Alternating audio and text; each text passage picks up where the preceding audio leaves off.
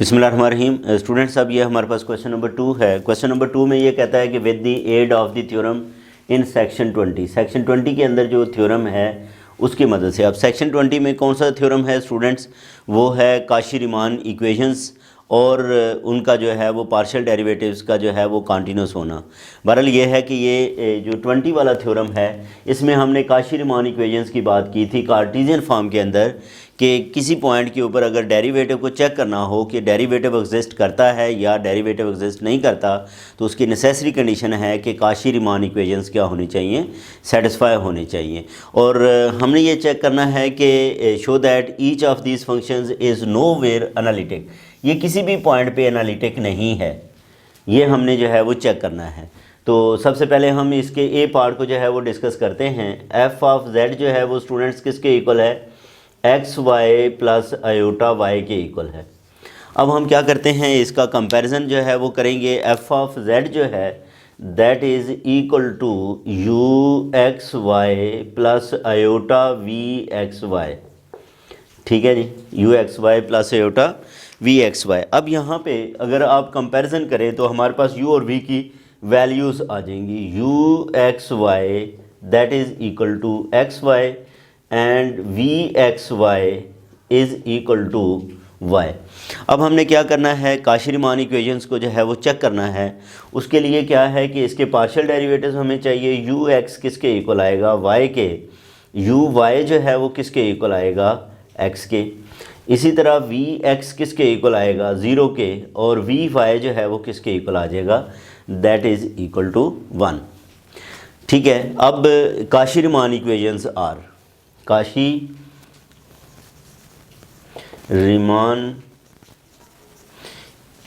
Equations are.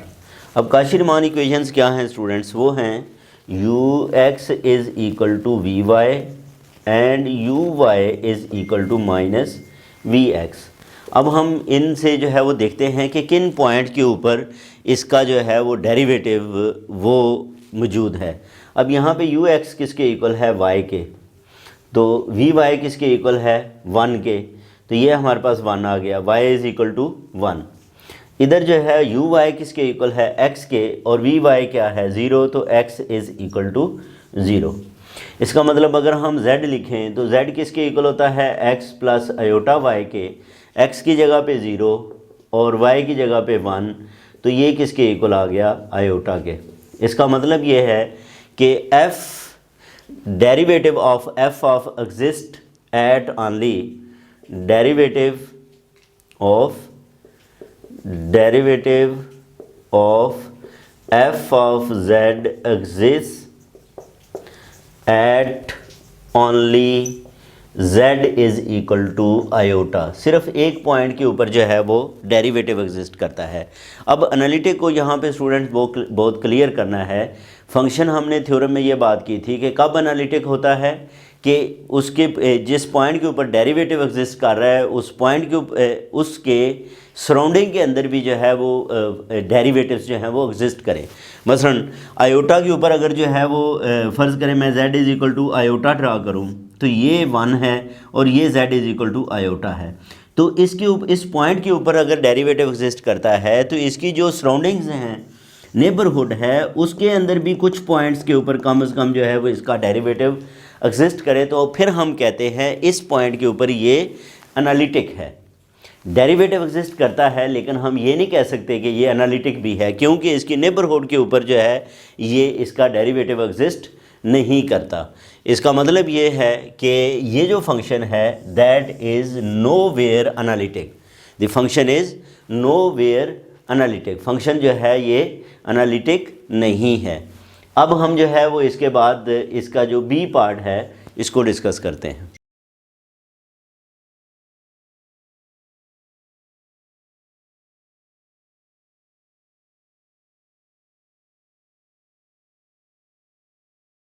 अब students हम जो है वो बी पार्ट को जो है वो डिस्कस करते हैं। बी पार्ट क्या है? F of z is equal to 2x y plus iota x square minus y square. सबसे पहला हमारा काम क्या है कि हम काशी-रीमान इक्वेशंस के ज़रिए ये चेक करेंगे कि किन पॉइंट्स के ऊपर इसके डेरिवेटिव्स जो हैं वो एग्जिस्ट करते हैं। उसके लिए हम क्या करते हैं? F of z is equal to f of z जो है वो किसके इक्वल है, that is equal to u x y plus iota v x y इसके इक्वल है।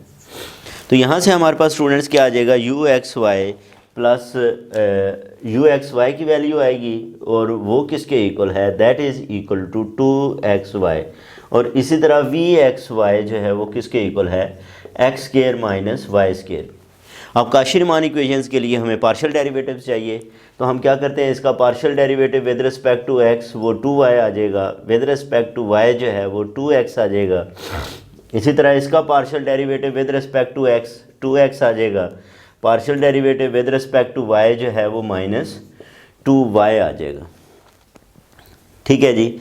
अब यहाँ पे अगर हम जो है वो स्टूडेंट्स इसको देखें तो ये क्या बनता है, यू एक्स जो है वो किसके इक्वल है, that is equal to 2y। U x जो है वो क्या है, 2y के इक्वल है, which is not equal to -2y is equal to v. इसी तरह यू वाई जो है वो किसके इक्वल है, 2x के, which is not equal to -2x which is equal to -x। इसका मतलब ये है which shows that Cauchy Riemann equations जो है वो सेटिस्फाई नहीं होती किसी भी वैल्यू के लिए, यानी कि काशी-रीमान इक्वेशंस जो हैं वो किसी की भी वैल्यू के लिए जो है वो सेटिस्फाइड नहीं हैं। ठीक है, ये हमारे पास जो है which means that the Cauchy Riemann equations are not satisfied, which shows that Cauchy Riemann equations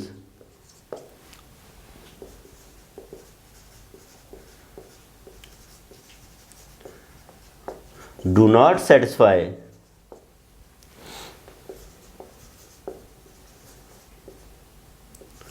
for any z. So f of z या f prime z does not exist,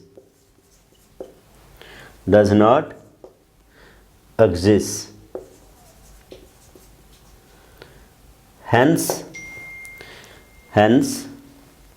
f of z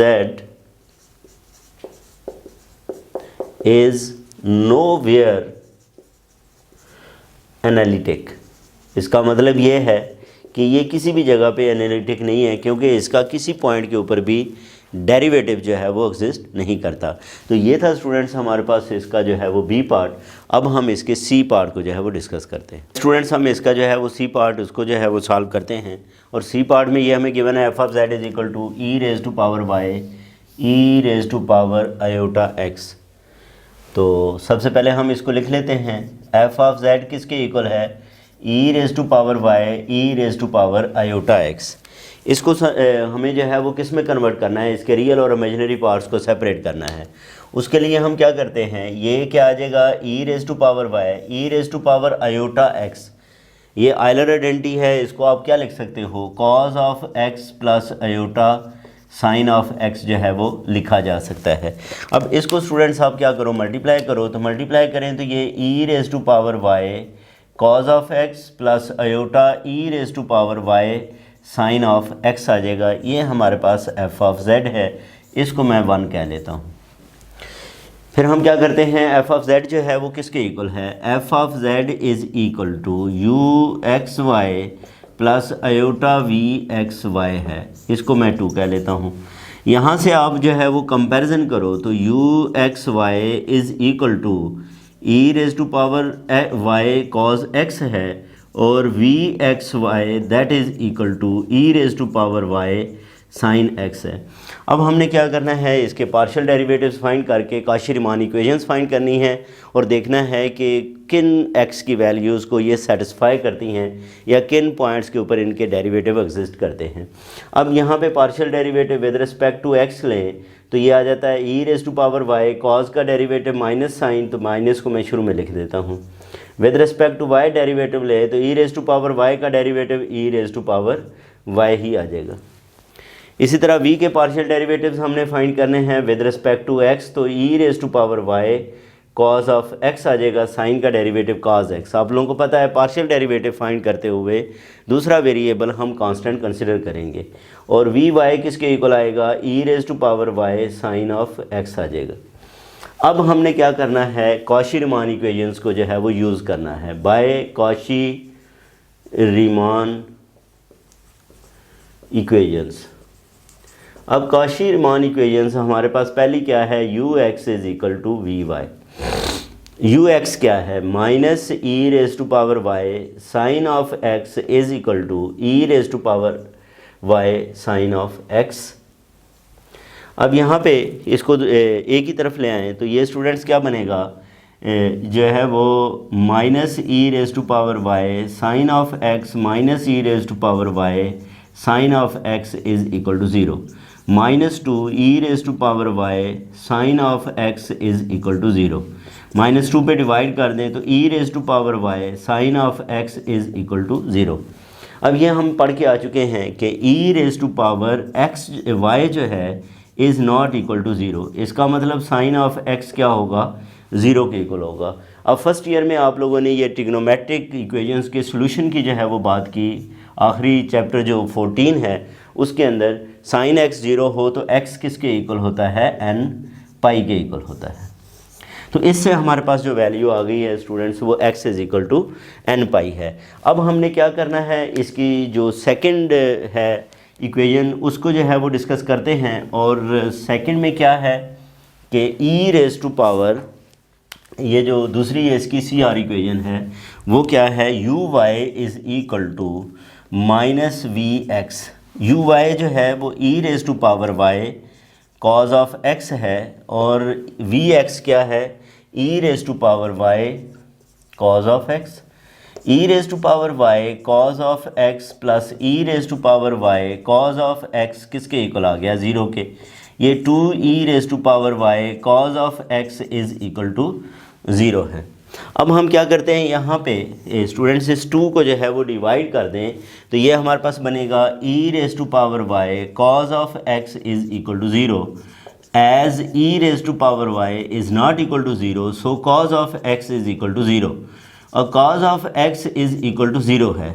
अब हम ये चेक करते हैं कि x की जगह पे n पाई पुट करें तो 0 आता है। अब देखें कि कॉज ऑफ n पाई ये किसके इक्वल होता है, -1 raise to power n which is not equal to 0। इसका मतलब ये कोई भी वैल्यू इसको सेटिस्फाई नहीं करती। तो इसका मतलब इसका किसी भी पॉइंट के ऊपर डेरिवेटिव एग्जिस्ट नहीं करता। डेरिवेटिव एग्जिस्ट नहीं करने का मतलब ये है कि this function is nowhere analytic, और यही हमें जो है वो स्टूडेंट्स क्या करना था, प्रूव करना था। ये था हमारे पास जो है वो क्वेश्चन नंबर 2। इसके बाद हम डिस्कस करेंगे क्वेश्चन नंबर 3 को नेक्स्ट वीडियो के अंदर। अपना ख्याल रखें, अल्लाह हाफिज़।